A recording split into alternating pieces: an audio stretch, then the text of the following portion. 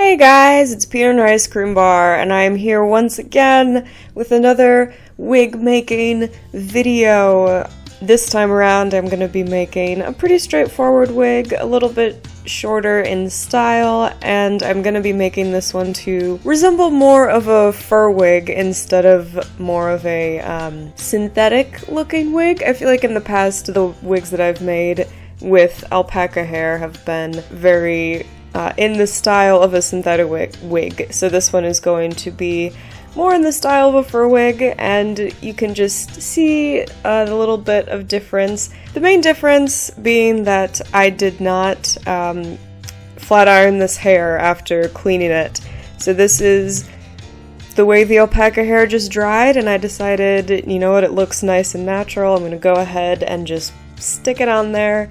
It's combed through, so there's no tangles, but it's not combed through to the point where it's all, smooth and pretty. It looks kind of wild and untamed and like it hasn't been washed in a couple days.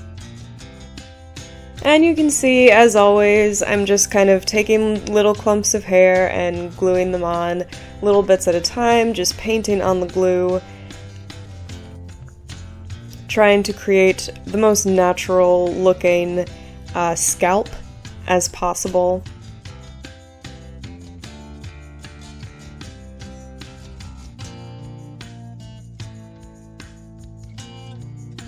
Gluing kind of all around, trying to pay attention to where I want the part to eventually be, but other than that, just kind of gluing in a circle, going around and around and around until you reach the crown of the head. And I'm not doing the front, because in the front I want to make sure that the bangs are laying correctly, so I don't want to just glue them down and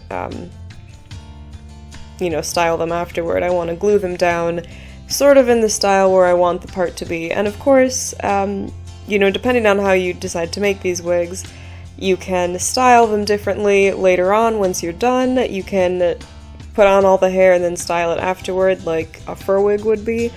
Or you can do what I'm doing and sort of think about how you will want the wig to be styled most of the time and go from there. That's what I like doing because it's just a little bit easier to maintain a wig if I know all the time what it's supposed to kind of look like.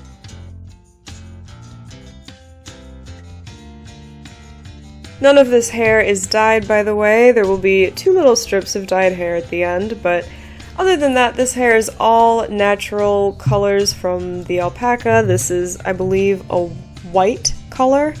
And as you can see, it's fairly light at the edges, but kind of in the middle where the hair was cut, it's a little bit darker.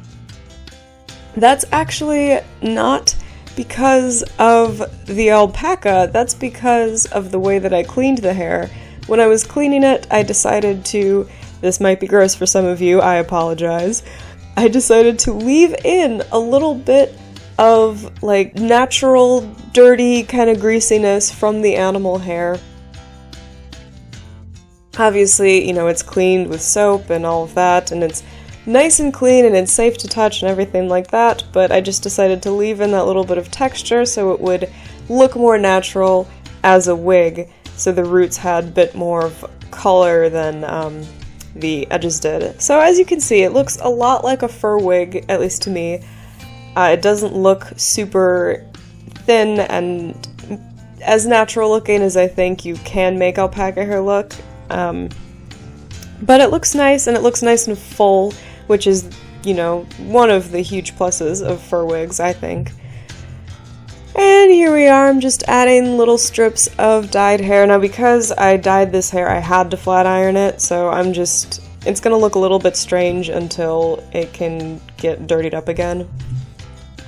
When I dye hair, the hugely important part of the dyeing process is actually making sure that you flat iron it, depending on how you're dyeing the hair, because that's really going to seal the color in and keep it from staining your doll's head cap or anything like that. Now, it's not hugely important with this. I probably could have gotten away without flat ironing that hair because it's just laying on the top of all that other hair.